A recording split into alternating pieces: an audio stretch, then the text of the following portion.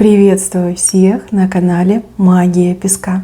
Мои дорогие зрители, меня зовут Ольга, и сегодня для вас я сделаю отсыпочку на мужчину. Давайте посмотрим, что он чувствует к вам, какова истинная природа его чувств. Загадайте, пожалуйста, на того, кто в ваших мыслях, кто в вашем сердце, представьте его, назовите по имени и в упор задайте ему свой вопрос, мысленно либо вслух. И пусть мужчина нам ответит, а песочек пусть нам все покажет. Также, мои хорошие, спешу всех вас поблагодарить, сердечно поблагодарить за то, что выбираете быть со мной и за ту невероятную теплую поддержку, которую вы мне оказываете. Земной вам поклон. Итак, давайте же посмотрим чувства вашего мужчины, истинные чувства к вам. Я прошу высшие силы дать мне возможность ответить на все ваши вопросы и послать для вас только лишь самую важную, нужную и полезную информацию. Пусть высшие силы водят моими руками, пусть откроют то, что сейчас раскрыто. Слышите, узнать. Ой, как остро. Очень много мечей, ножи, мечи. Острые предметы, мысли, которые ранят, мысли, которые беспокоят. Тут и у вас острые мысли, и у мужчины острые мысли. Ваши мечи против него направлены, а его мечи против самого себя направлены. То есть, возможно, могу предположить, что между вами какой-то конфликт произошел, может быть расставание, может быть пауза. И также я могу предположить, что вы им очень были недовольны. Мужчина какую-то ошибку совершил. То есть вы им недовольны, и он сам собой недоволен. Вы его мечами раните, и он сам себя мечами ранит. Но при этом мужчина к вам сердце протягивает и двойку с вами видит. То есть любит вас и считает, что вы его женщина, а он ваш мужчина, что вы две половинки единого целого, да? Вы друг другу Богом посланы. Вот как судьба вы друг для друга. Так он думает. Ну и думает, и чувствует, получается. Но что между вами произошло? Вот это интересно. Мечи, мечи. Еще какая-то третья особа есть на заднем плане. Третье, лишнее. Может быть, мужчина не свободен. Может быть, это ревнивая родственница. Очень часто в отсыпках стали приходить мамы, которые сыночек, корзиночек для себя растят. И потом ко всем женщинам очень ревниво относятся. Не дают своим сыновьям строить личную жизнь. Кстати, с вашей стороны тоже намек на какого-то мужчину идет. Может быть, вы параллельно с двумя мужчинами общаетесь, встречаетесь, либо вы тоже, может быть, не свободны. А может быть, вы думаете, да, что вот зря я на это время тратила, да, мне нужно другого искать, более положительного, надежного, менее зависимого от мамы, либо свободного. Да, как задумываетесь об этом. Еще в этой отсыпке я вижу момент, когда мужчина как болеет чем-то. Не знаю, то ли у него сердце болит из-за всего того, что произошло, то ли действительно он как-то приболел в сегодняшнем дне. Да? Может быть, у него, не знаю, простуда, да, либо какая-то травма, да, вот как в кровати он. Может, депрессия, может, ничего не хочется, да, вот прям перепил накануне, плохо себя чувствует, с кровати не встает. Но потому что сердце болит, и болит оно по вам. Не из-за вас, а именно по вам. То есть я не могу сказать, что вы ему прям взяли и разбили сердце. Скорее всего, он что-то такое сделал, либо наоборот не сделал, что является большой ошибкой. И то, что нельзя простить, то, что нельзя извинить. Кстати, могу еще предположить, что здесь действительно мужчина мог даже предать. Хотя это маловероятно, но вполне себе возможно. Потому что сильно он винит себя. Вот как я слабый, я зря это сделал, я сам во всем виноват. Да? Может быть, он не смог с женой поговорить. Может быть, он не стал говорить с мамой, да, побоялся, что мама там обидится. Может быть, не стал защищать вас, защищать ваши отношения, да, вот, может быть, слабину дал, а вы терпеть не стали. Вы сказали, ну, тогда иди живи со своей мамой, тогда зачем ты меня тревожишь, да, может быть, так произошло. Именно по вам болит сердце. Сердце, которое любит, сердце, которое, вопреки всему, на счастье с вами надеется. Какая-то надежда у него есть. Я, наверное, карты возьму. Я хочу посмотреть, что это у него за надежда, откуда она, в чем она лежит, эта надежда. На что он еще надеется. Надежда. Кстати, надежда прям такая яркая у него. Прям интересно. На что надеется этот мужчина? В чем его надежда? На что он надеется? На удачу.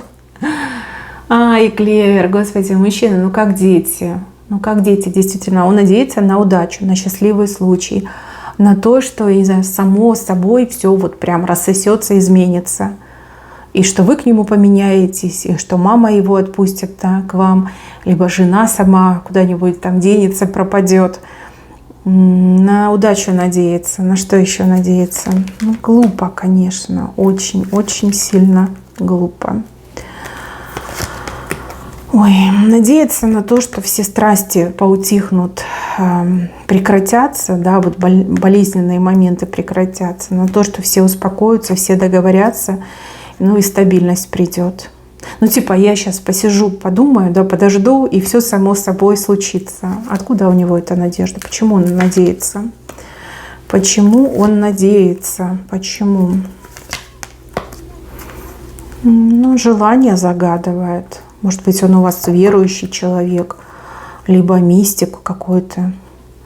Вот за желание загадал. Желание либо вот на вере построено, что вот я верю, мы созданы друг для друга, мы должны быть семьей, я ее люблю, она меня любит, мы одинакового хотим, то есть быть вместе, быть семьей, и типа такие мечты, они должны сбываться.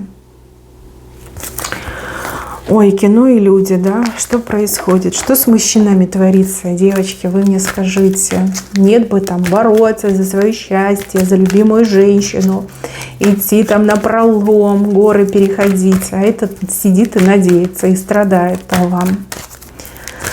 Так, сейчас еще один вопрос посмотрю и вернемся к отсыпке. Есть ли смысл в его надежде? Исполнится ли она, его надежда, на этот прекрасный шанс? Вот такой вопрос. Ох, да.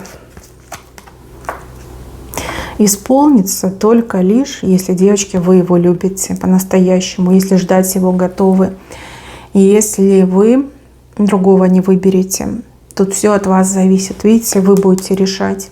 Если вы его дождетесь, если вы его любите, то его надежда исполнится.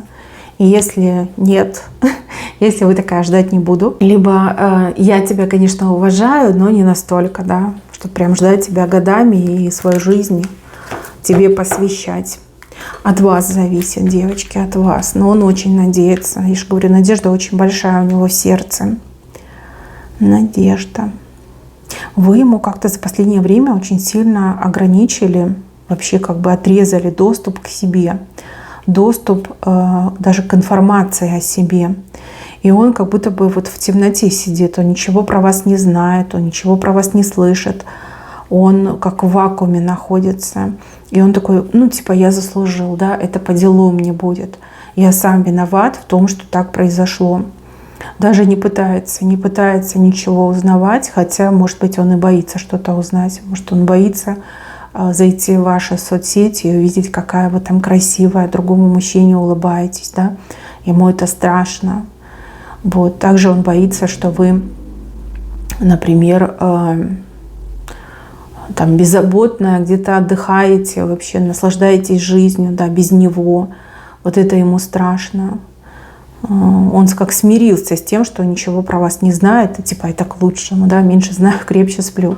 Хотя со сном у него явно проблемы, и сердце болит, ну какой тут сон. Если и есть сон, то очень такой прерывистый и болезненный. Может, кошмары ему снятся. Кошмары по поводу его будущего, да, одинокого будущего. Я не знаю, как вас угораздило попасть в эту ситуацию, да. Тут явно кто-то не свободен, либо явно кто-то мешает, а кто-то решиться не может. Ну, кто-то, это мужчина, решиться не может. Не знаю, так сильно любит свою маму, при этом готов жертвовать своим счастьем, сидеть и надеяться, что вдруг вот шанс какой-то ему выпадет. Но тут зуб все-таки вышел, да, это какой-то родной человек. Ну, либо жена, прям жена официальная, либо это мама. Да, просто так этот зуб не вырвешь. Тут мучиться надо, страдать, да, по этому зубу. Так, по поводу вас. Вам тоже нелегко, но вы справляетесь, вы как-то легче это все переносите, вы уверены в себе, и вы как будто бы вот не хотите страдать. Такая, не хочу страдать. Может быть, у вас тяжелое прошлое было, да, может быть, какие-то тяжелые прошлые отношения. Вы такая, я не хочу страдать, я устала страдать, я счастья хочу, я жить хочу. Вот, если мужчина так себя ведет, ну зачем он мне нужен, да, зачем мне жить с тем, кто не может решиться, кто не может пойти на какие-то жертвы ради меня, либо ради нашего совместного будущего. Вы, кстати, в этом плане большая молодец, большая умница, то, что о себе думаете, о своей жизни думаете, что не ложите себя на алтарь любви, да? Вы не готовы собой жертвовать, не понимая, что будет за этой жертвой. То есть, если вы понимаете, что жертва не пустая, вы такая, ну хорошо, я еще могу. А если вы понимаете, что никаких гарантий, то зачем? Да, зачем страдать? Надо жить, надо полноценно жить, а не страдать. Вы очень проработанная мне идете. Может быть, вы с психологом занимались, может быть, вы сама психолог, да, увлекаетесь психологией. Может быть, вы трансформацию прошли, да, прям себя прокачали от и до. Но вы мне идете проработанная, сильная, цельная личность. Может быть, даже мужчина поэтому и так сильно тянется к вам. Он видит в вас проводника. Он видит в вас не только прекрасную женщину, но и надежную опору. У вас есть то, чего ему по жизни не хватает, то, чего он сам лишен. Ну и любовь. Любовь у него тоже к вам есть. Любовь настоящая и сильная. Сильно, не знаю, признавался он вам в своих чувствах, успел ли он это сделать. Если признавался, то он вам всю правду сказал. Вот как он вам сказал, то он и чувствует. И от того дня здесь любовь еще сильнее стала. Еще больше потребность у вас стала. И если еще не признавался, то он любит вас больше всего на свете. Больше, чем, не знаю, даже свою маму. Но просто это страшно признать, например, да, страшно признать, что вот есть две дорогие женщины, и одну из них я люблю больше. Может, действительно, он очень хороший сын, да, такая вот классическая сыночка-корзиночка, может быть. Но может быть, просто ему это как-то, знаете, и в голову не приходило, да, в этом признаваться. Но он себя сейчас доводит до определенной кондиции, и там уже будет точка невозврата. Либо он все бросает и бежит к вам, да, с действительно достойным предложением, но либо он так и остается в этой точке и живет со своей мамой, либо живет со своей женой, абсолютно несчастный и нереализованный человек, ну, в плане личного счастья нереализованный. А вам счастливой быть, я это вижу. Тут будущее еще как до конца не прописано. Да? Возможно, с ним, возможно, с кем-то другим. Но вы будете счастливая, вы будете любимая, обласканная. Вы как императрица, да, хозяйка дома, хозяйка жизни. Вы займете свой трон. Это ваше будущее. Это вам буквально на роду написано. И, девчонки, неважно, сколько вам лет, императрица займет свой трон. Это четко здесь показали. Вот он ваш трон, вот она вы, и вы на него буквально садитесь. То есть это ваше будущее. С ним ли рядом, либо с кем-то другим, но это будет, это точно будет. Так, мои хорошие, любит. Он вас любит, он мучается и страдает, надеяться на то, что все поменяется, но все будет зависеть только лишь от вас. То есть если вы его примете, да, тогда все будет. Если не принимаете, ну, вы счастливы по-любому будете. Вот именно так лесок показал. Мои хорошие, спасибо всем за внимание. Берегите себя. Всем пока-пока.